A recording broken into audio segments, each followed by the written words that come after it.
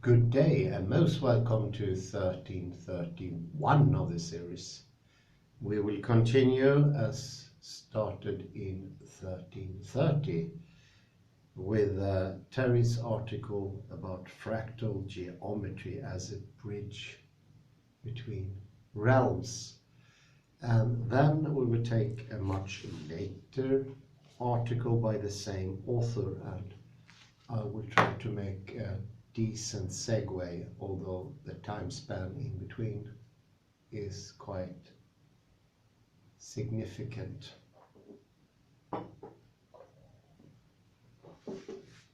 And at the latest I was talking about Gödel, Escher, Bach, and within his proposed tangle hierarchy, the software tangle of symbols as supported by the brain's hardware tangle is easily reconceptualized in terms of fractal boundaries.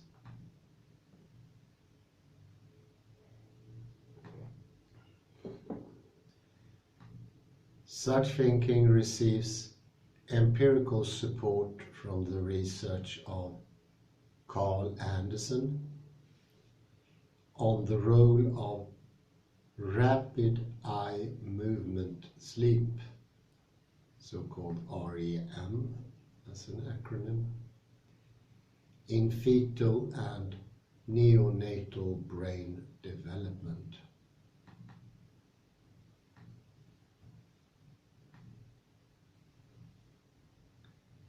Periods of nuchal atonia, loss of nuchal muscle tone, during REM sleep appear organized into self-similar patterns of phasic EMG bursts.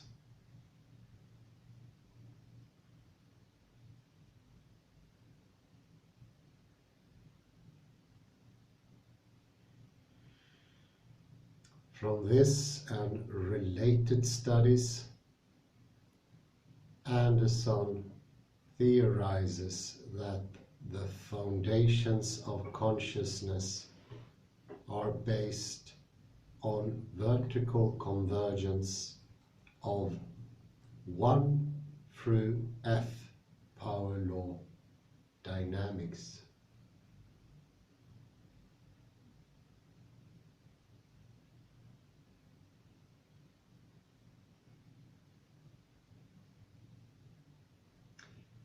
More broadly, I propose that fractals compromise re-entry dynamics within Varela's 1979 realm of autonomous functioning, typified by borders that are functionally closed yet structurally open,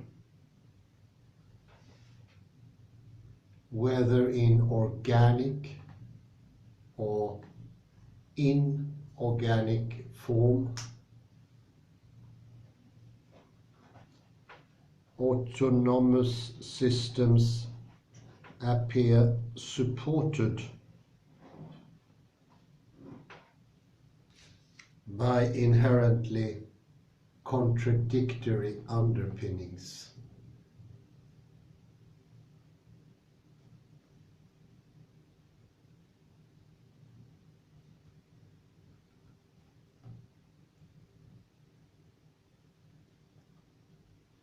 Which allow recursive cycles of re-entry to etch temporal dynamics into spatial form.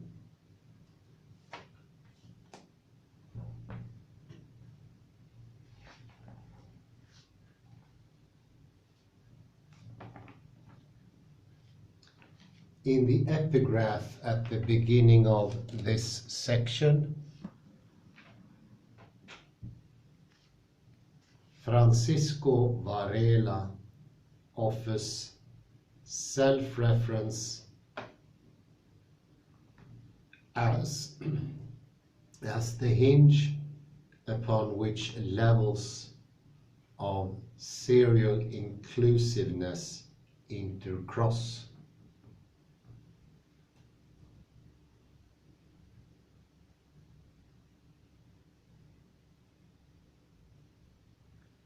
It is easy to view the universe in terms of successively larger levels of serial inclusiveness.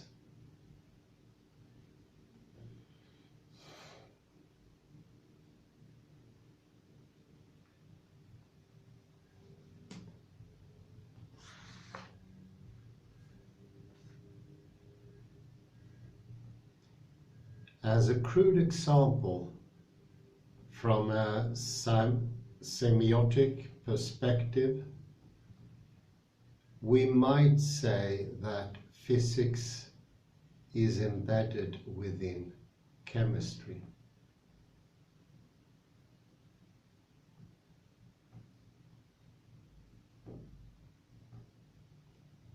Which is embedded within biology, which is embedded within psychology.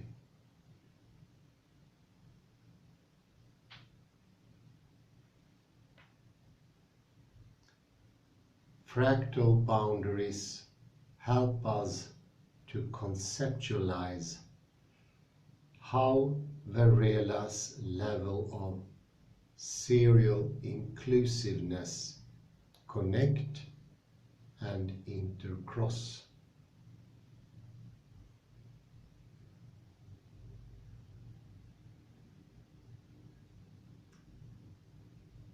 The primal confusion that arises when discontinuous finite distinctions are made in systems that are embedded in infinite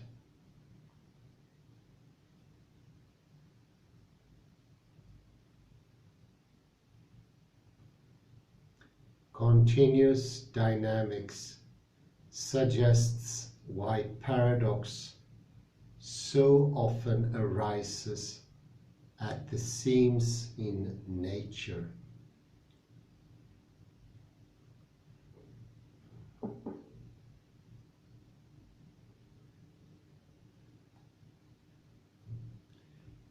Whether existing in symbolic or physical form, or compromising ordered attractors beneath chaotic forces in nature.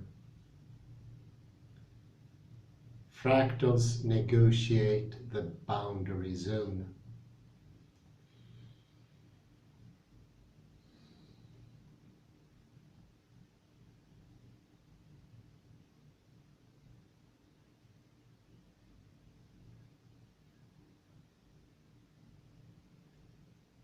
A place where levels contain the antinomy of opposites, both unified and separated.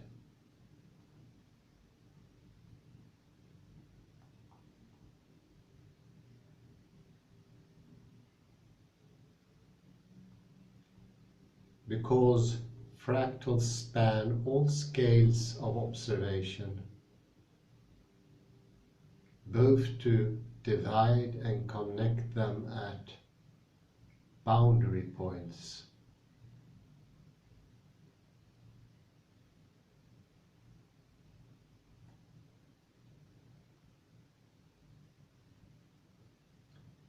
These dynamics might help to bridge traditional levels of analysis.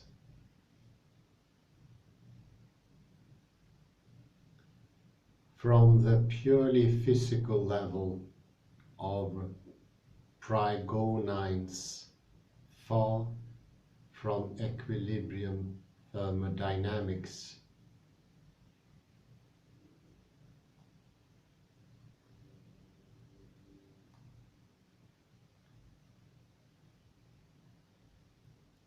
Through biological levels of re-entry in Maturana and Varela's autopoietic systems.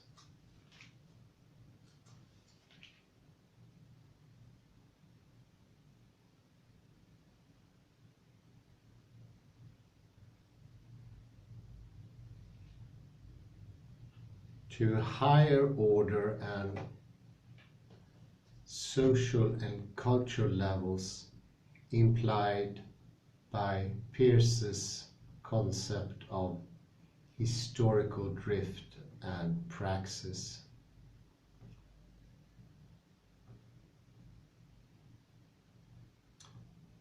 Conclusion.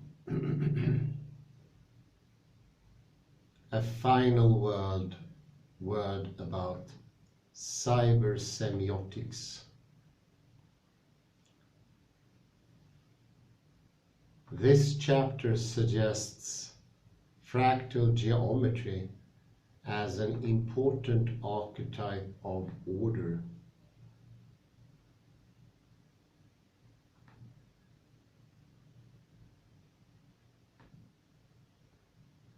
The pattern of nature's patterning.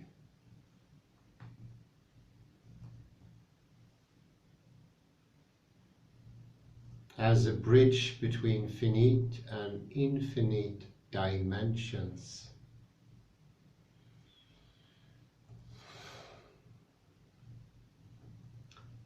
Real and imaginary processes, as well as material and psychological levels of existence.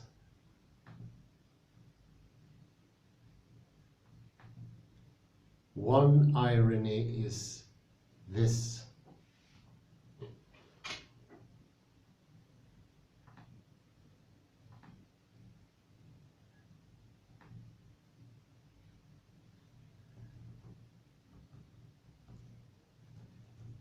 while we use unnatural or mechanical means, such as computers,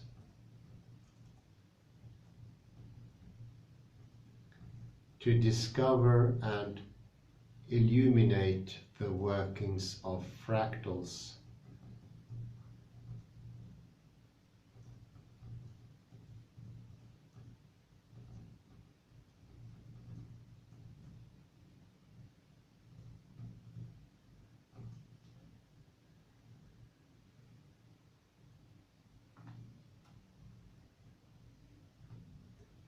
what we illuminate extends beyond and beneath the postmodern mirrors that reflect infinite regression in forms.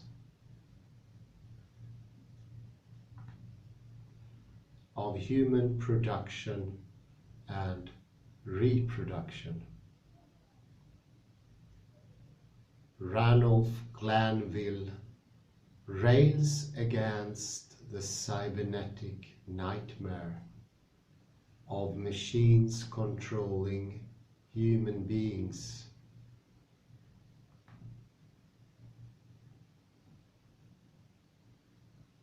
Presenting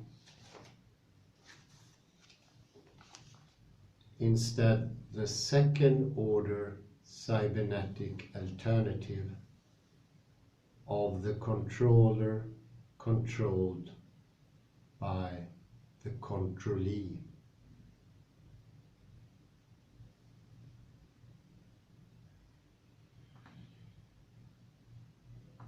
Fractal geometry helps us move away from the paradigm of control entirely.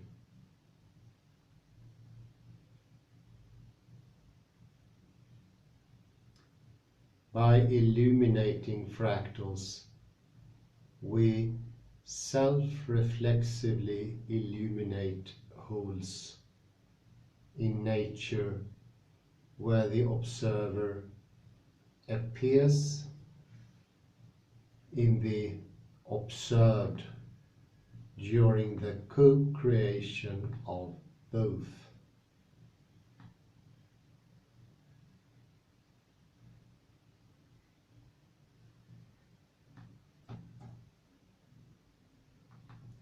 That we need the computer to help us visualize fractals suggests the importance of cyber semiotics to psychological development.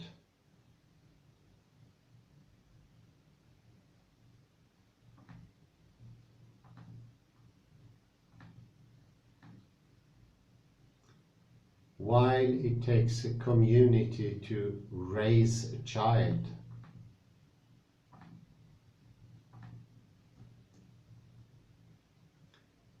by providing multiple subjectivities necessary for full cultural and social awareness.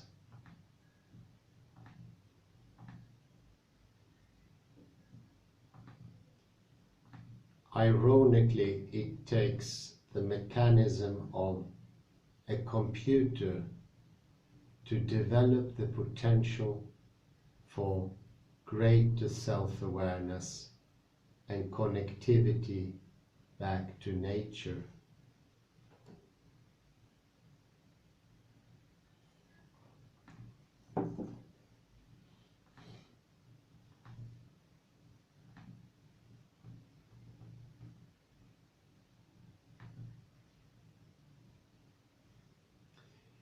Because the mathematics of fractals depends upon infinite,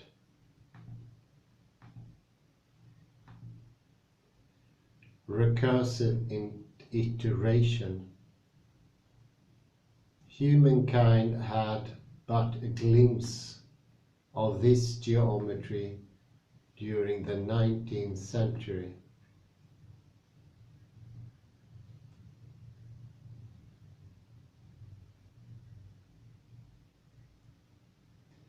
In the form of monster curves and Julia sets.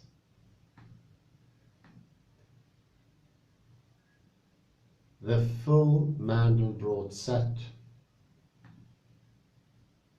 plus higher dimensional offshots.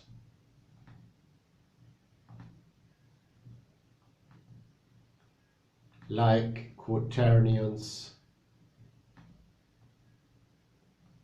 required the speed and tremendous parallel processing capabilities of the computer.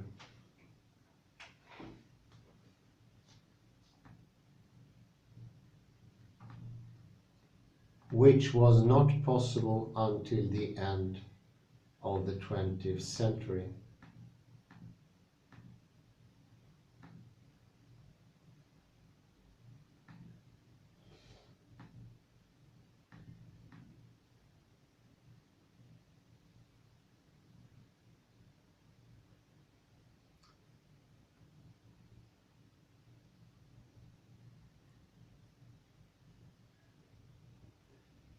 Whereas first-order cybernetics purports to represent reality as it exists outside of observers,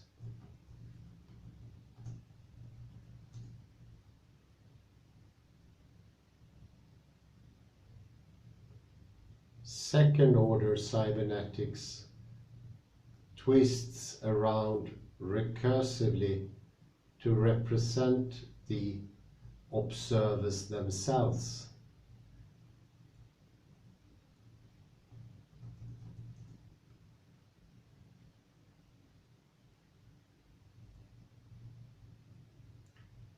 Using the computer as metaphor and mind-modeled as mechanism.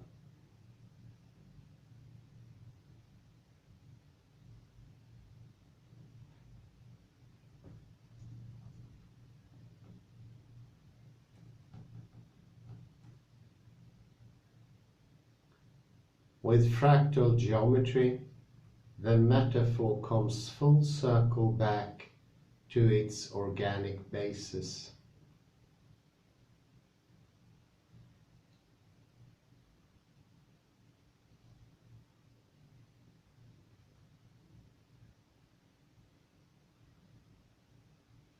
A unity between mind, machine, and nature becomes apparent when self-similarity is regarded as nature's sign of identity.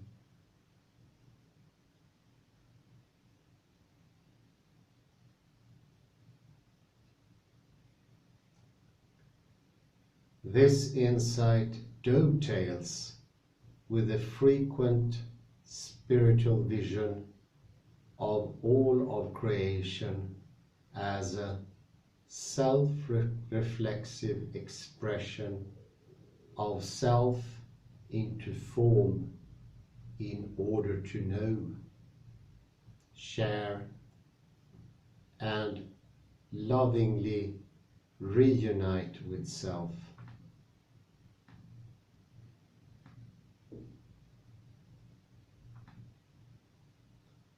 Indeed, fractals are evident in religious images and architecture throughout the world.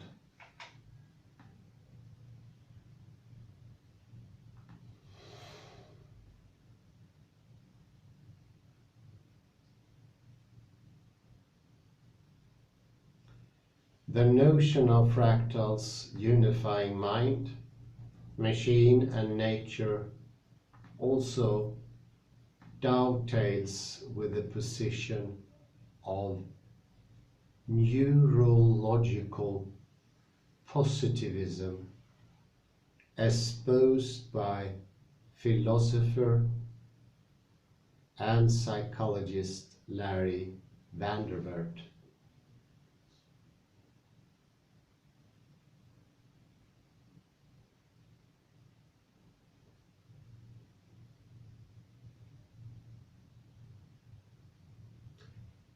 Vanderbilt claims that evolution itself proceeds self-reflexively,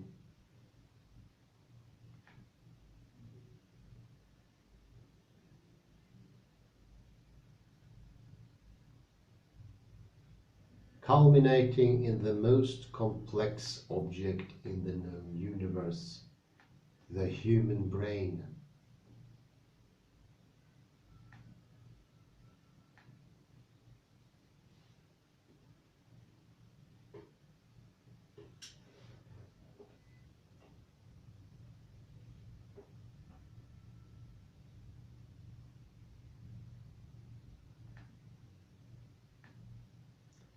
As we use our brains self-reflexively to examine ourselves, our models grow more sophisticated and ever closer to the fractal stuff of which our minds, brains, and nature at large is composed.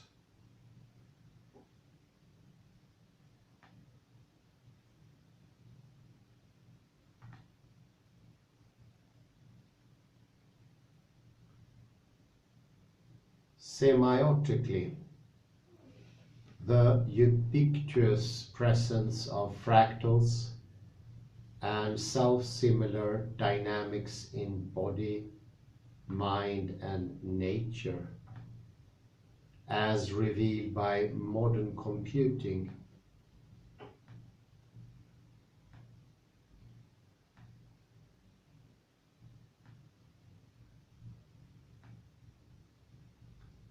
offer exciting possibilities for new metaphors of unity, between mind, machine and nature.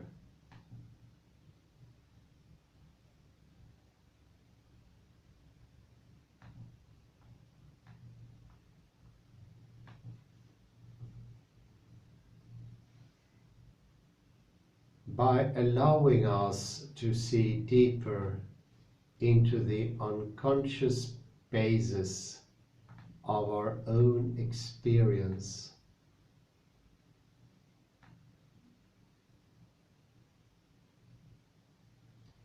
fractals point the way to the invisible, interconnected ground of all being.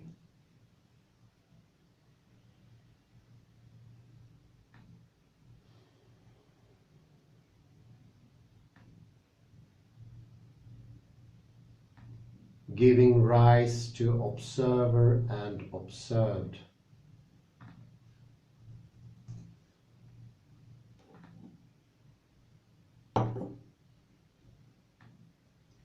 Mind and body, inside and outside, subjective and objective experience alike.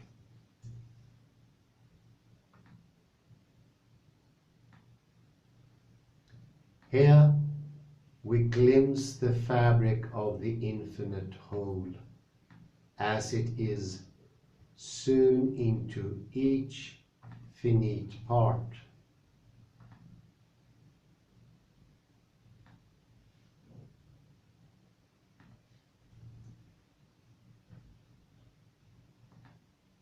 In sum, whereas Jung speculated about the archetypal significance of the natural numbers,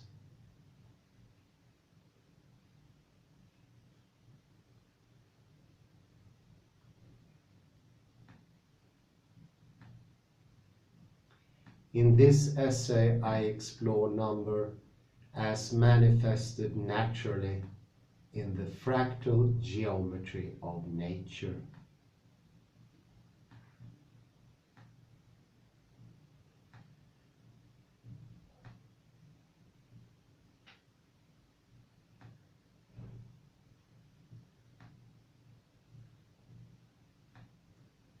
Whereas Jung speaks of number as an archetype of order which has become conscious.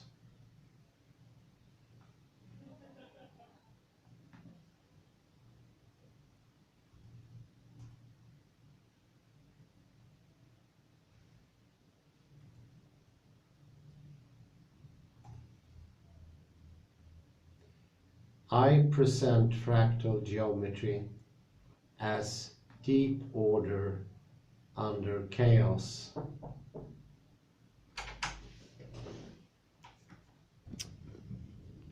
I do apologize for the intermission. I'll continue where I left off. It will be abruptly interrupted.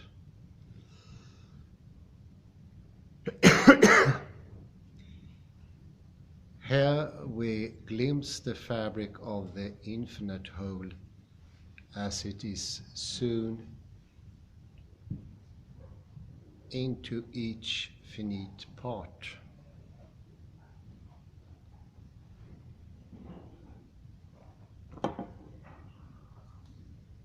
In sum, whereas Jung speculated about the archetypal significance of the natural numbers,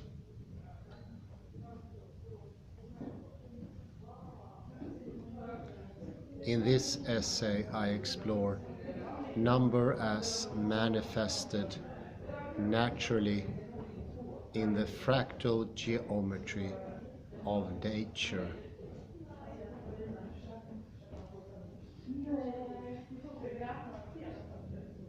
Whereas Jung speaks of number as an archetype of order, which has become conscious.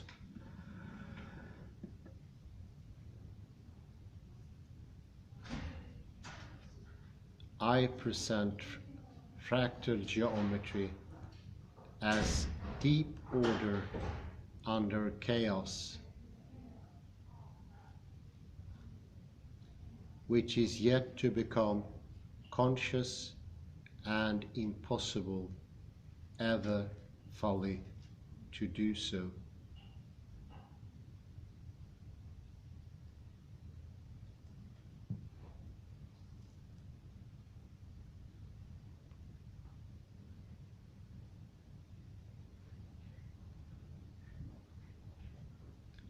With fractals as a new metaphor of mind, we no longer need to deify or defile mechanism as metaphor.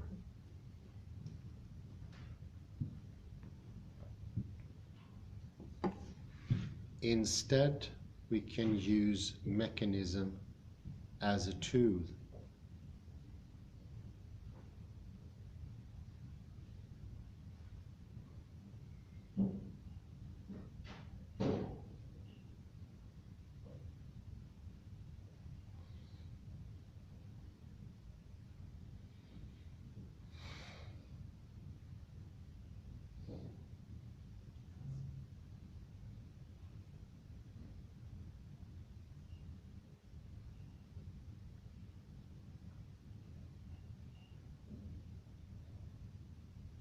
As we continue to use the recursive formulas of chaos, complexity, fractal geometry, and cellular automata to simulate the natural world,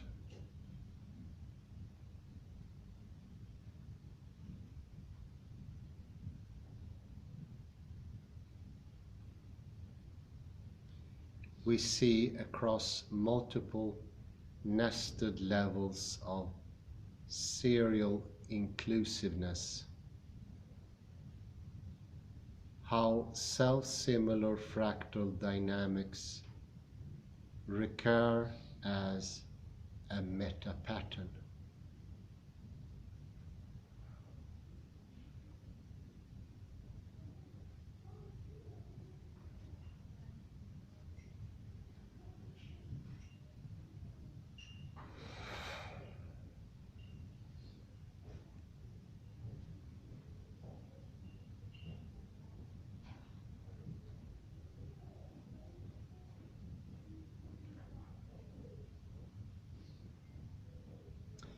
Cycles of re-entry continually oscillate between creating and erasing the seam where observer and observed,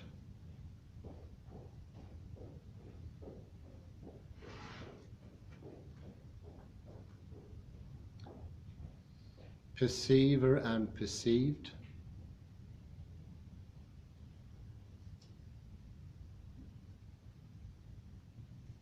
inner and outer,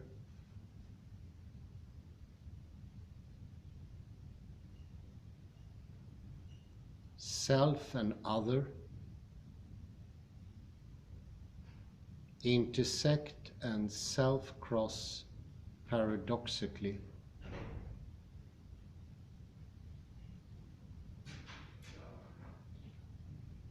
At these semiotic seams, self and world appear mutually co-determining.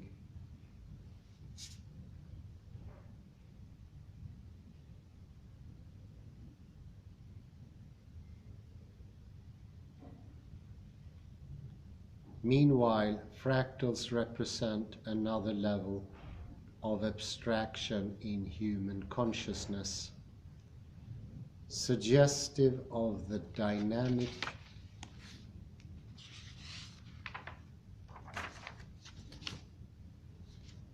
underpinnings of the unconscious. in this elusive seam where the unconscious and conscious minds touch.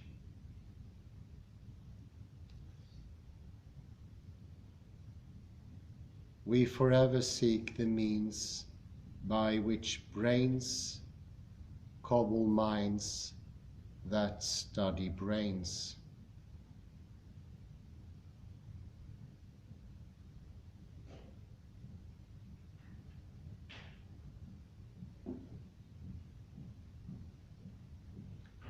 Here, the physiological act of making a distinction creates the world as we perceive it,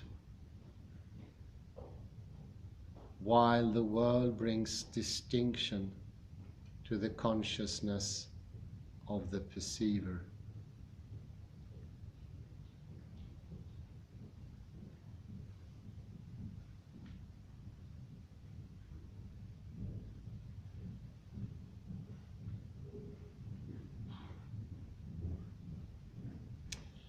And that was the end of fractal geometry as a bridge between realms. I think I continue to the next one. And I will now start with a larger and more extensive article. And the level of complication will now be elevated even somewhat more. This is a development. Terry just wrote me that something happened here with her understanding. And the name of the paper is Fractal Entanglement Between Observer and Observed by Terry Marks-Tarlow. Abstract. This article explores paradoxical dynamics embedded in the fabric of existence.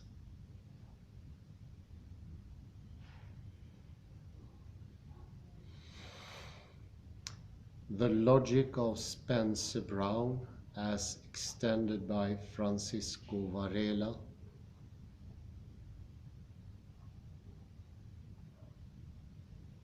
is placed within the historical context of cybernetics.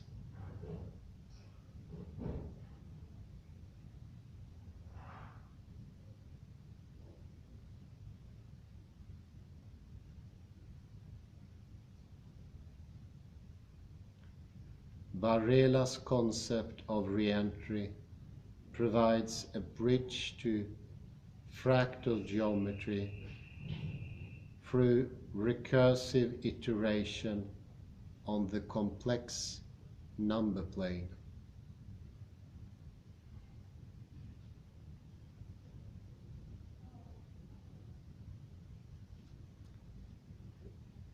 Fractals are dynamic process structures that negotiate spatial and temporal interfaces between various forces and dimensions of existence.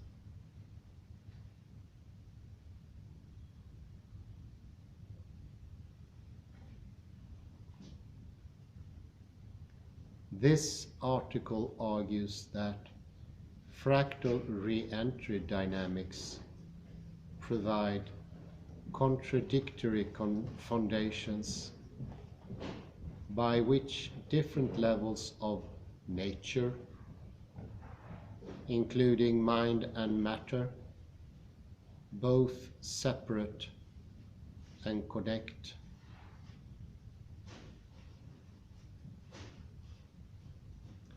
Finally, natural fractals reveal a new level of reflexivity in science, by which the observer is paradoxically embodied within the observed.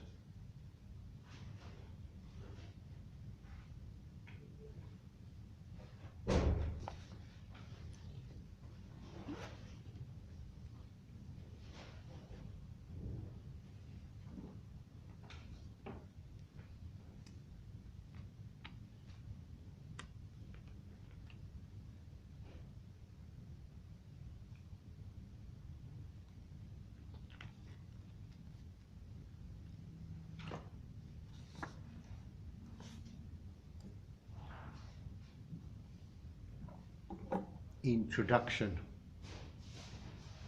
Do what you will. This life is a fiction and is made up of contradiction. William Blake.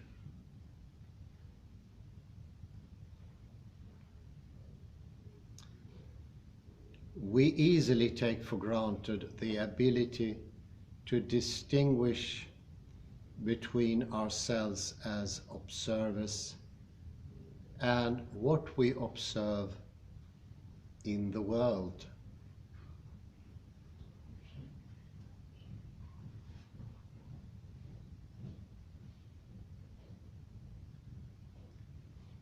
Outwardly, our skin seems visible proof of a clear boundary that encases and protects our organs.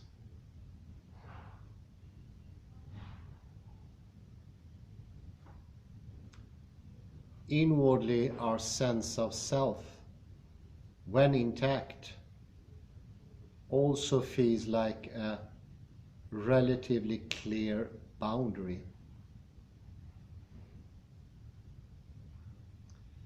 At times even to the point of isolation from others.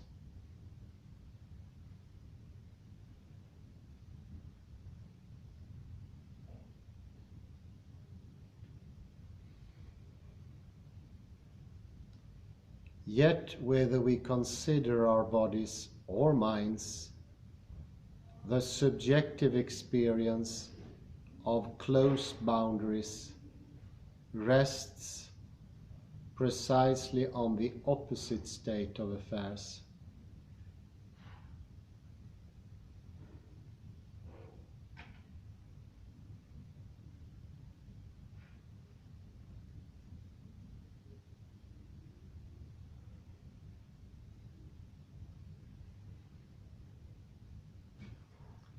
Wide open portals that continually allow transaction between inside and outside, body and world, self and not self.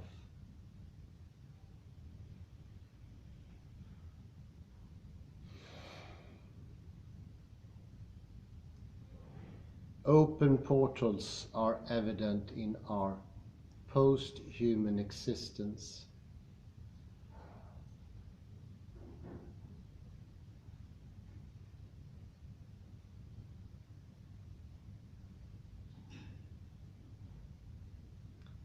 Where the interface between human beings and machine presents boundaries which have grown ever more complex over time. With each technological advance,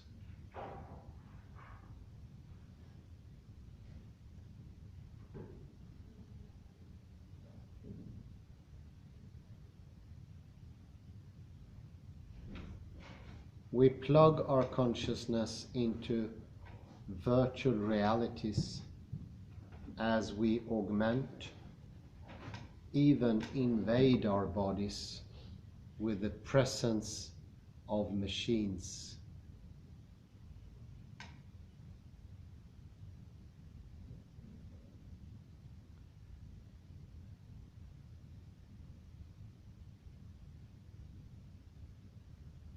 This intense exchange between flesh and mechanism demands nothing short of a redefinition of human subjectivity.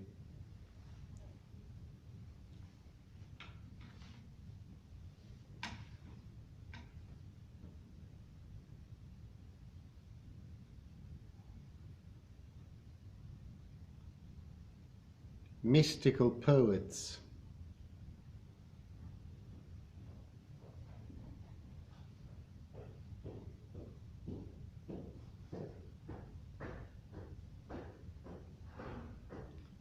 Like William Blake in the above epigraph, allude to life as fiction inherently made up of contradiction.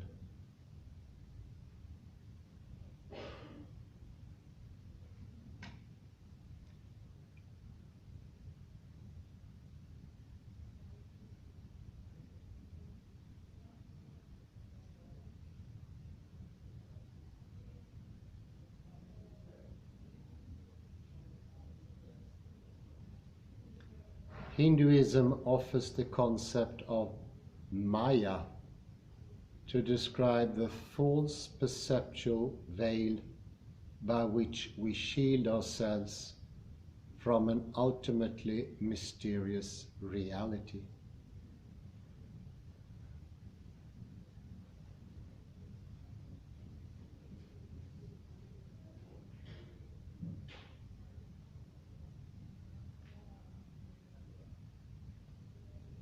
At higher levels of cognitive organization,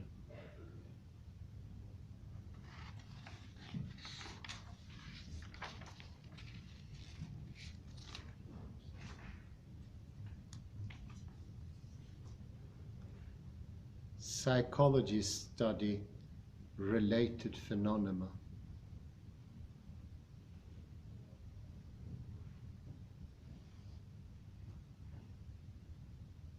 For instance, Shelley Taylor identifies self-deception in the form of positive illusions.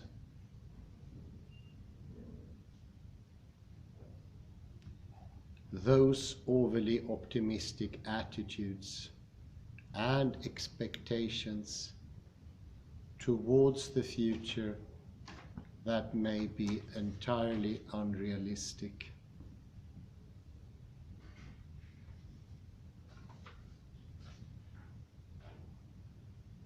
But nevertheless, which can help us to beat the medical odds.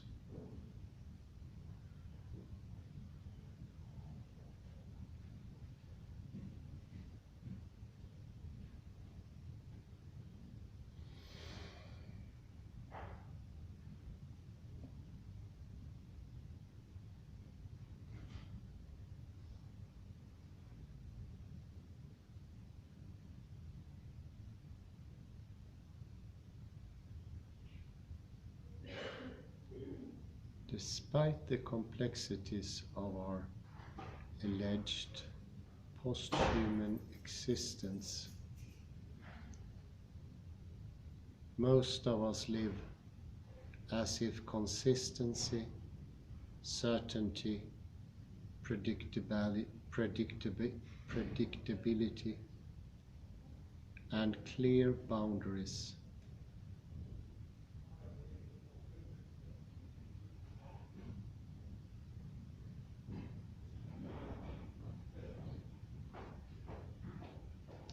especially between truth and falsity, reside at the base of things.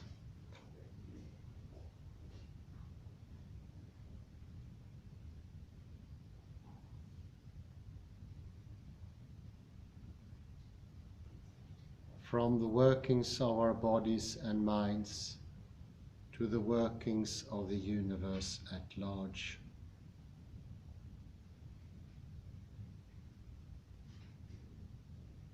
Boundaries are everywhere, yet most are permeable.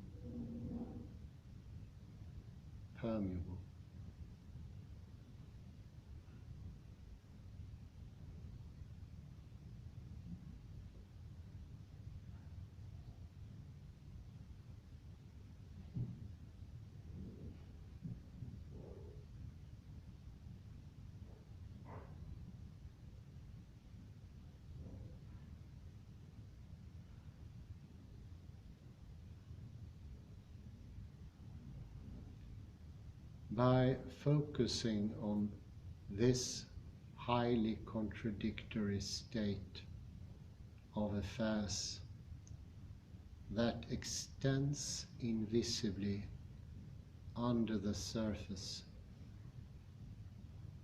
I follow Blake's lead to explore the paradoxical dynamics embedded in the very fabric of existence.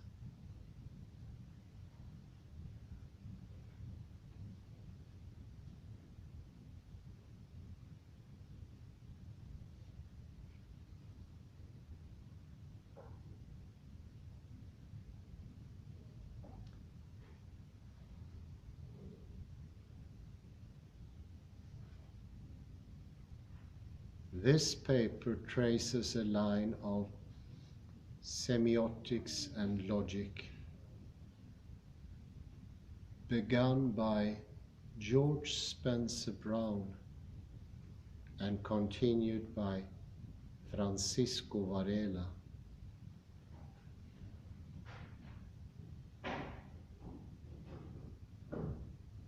Which puts paradox at the heart and seam of things.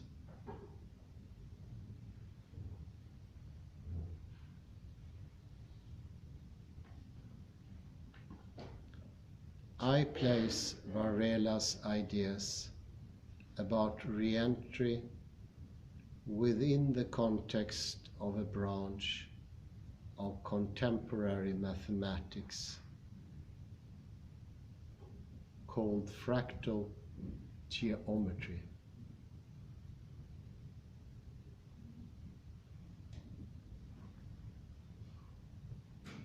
I argue that a deep understanding of fractals helps to illuminate the profound yet invisible paradoxes that permeate ordinary life.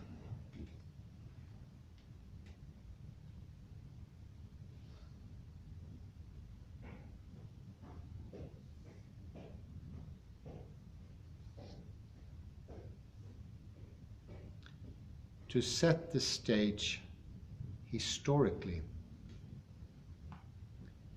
I begin briefly describing the cybernetics revolution and how reflexivity first entered social sciences.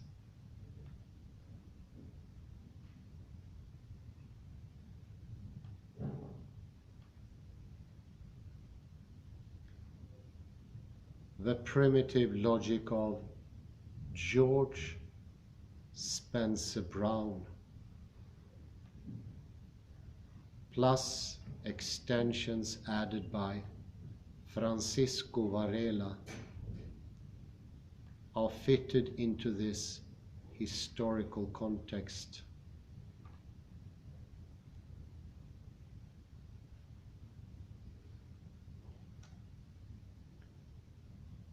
Varela's dynamics of re-entry articulate paradoxical foundations not only for logic, but also for the creation of all structure.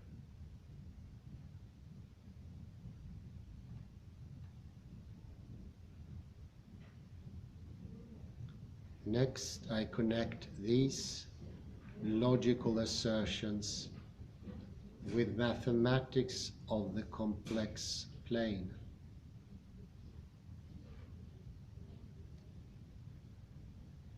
Where imaginary numbers are used to model extra or hidden dimensionality.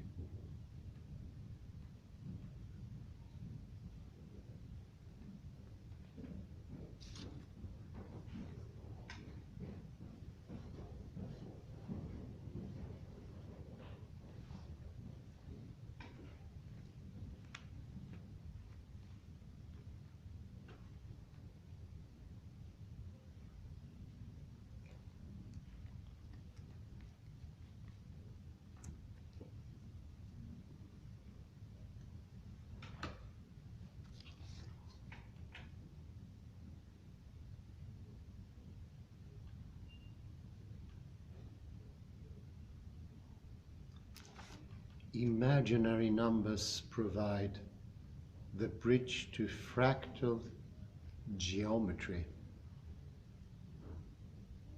whose mathematics involves recursive iteration of simple formulas on the complex plane.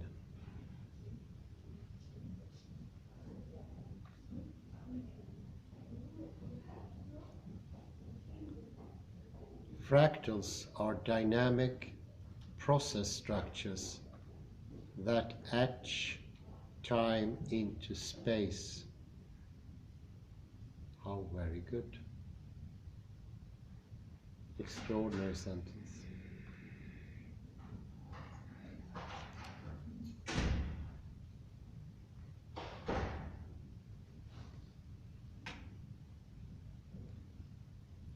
They are boundary keepers that negotiate spatial and temporal interfaces between different forces and dimensions of being.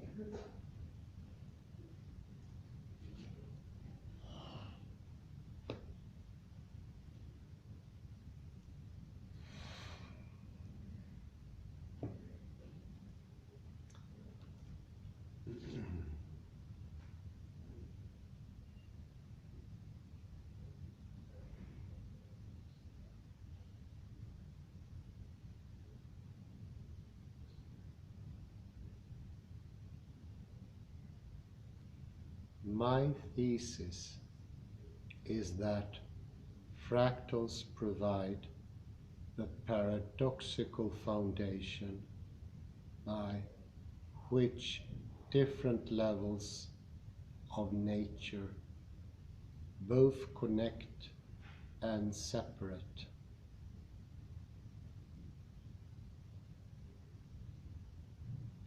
Or separate.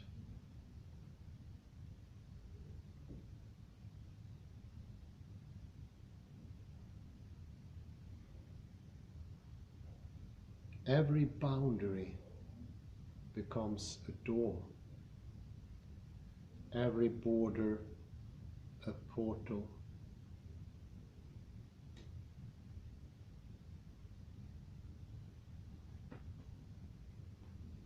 Because the same dynamics hold inside as well as outside the psyche. Fractal geometry provides a bridge and language for linking inside and outside worlds.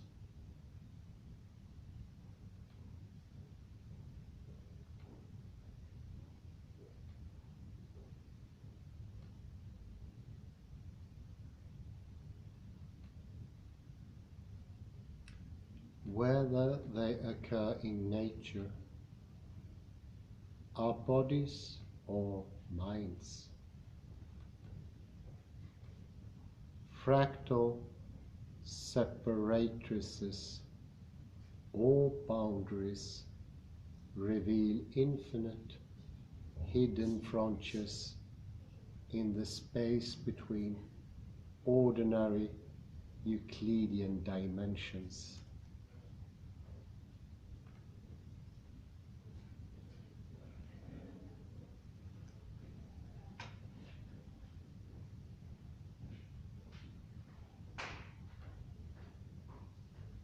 I conclude this paper by examining the mechanics of fractal production to reveal a new twist in the reflexive march of science.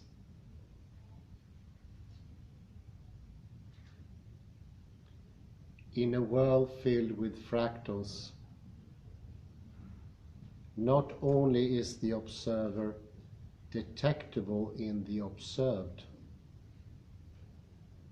but the observer is also embodied there in a primordial, concrete way.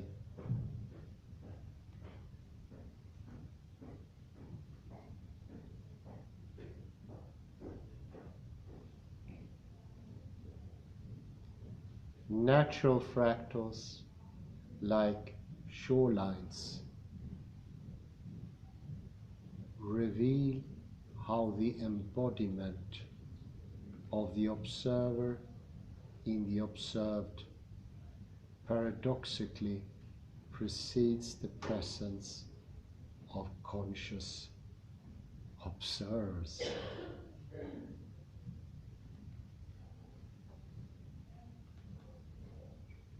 The cybernetic revolution. Mycket är det? Nej, nej. En timme och en minut. I think I will end this part here and make a little summary and some questions. The last leap went really quick.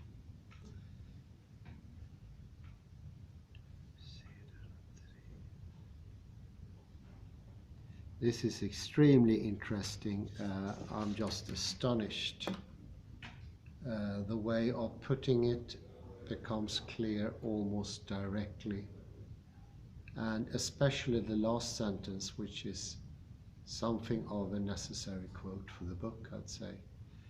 Natural fractals, like shorelines, reveal how the embodiment of the observer in the observed, and here it comes, paradoxically precedes the presence of conscious observers.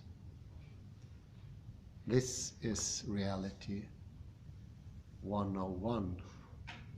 This is quantum mechanics, and it echoes what Niels Bohr said.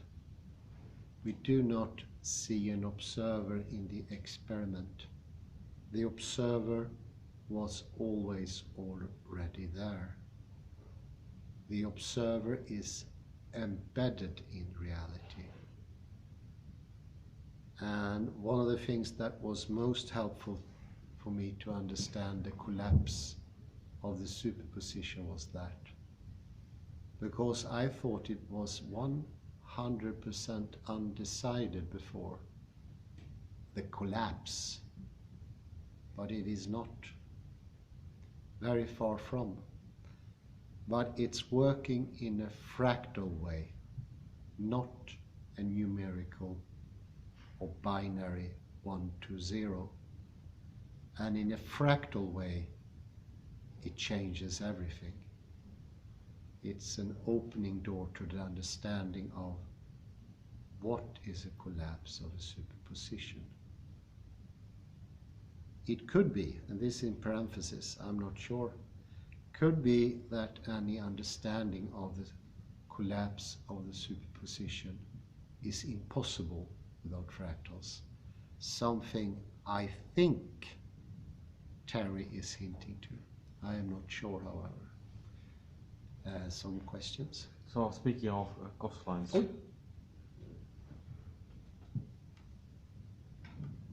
Speaking of coastlines, so how, if somebody would say that coastlines, you don't need an observer, I would perhaps say that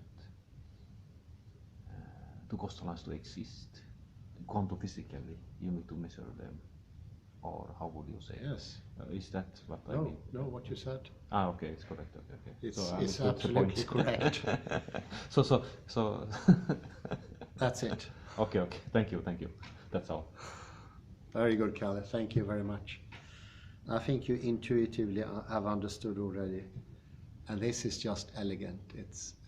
It's also so nicely put. She is a master with the words, which is very helpful as well. Thank you very much, and have a very pleasant afternoon. Thank you.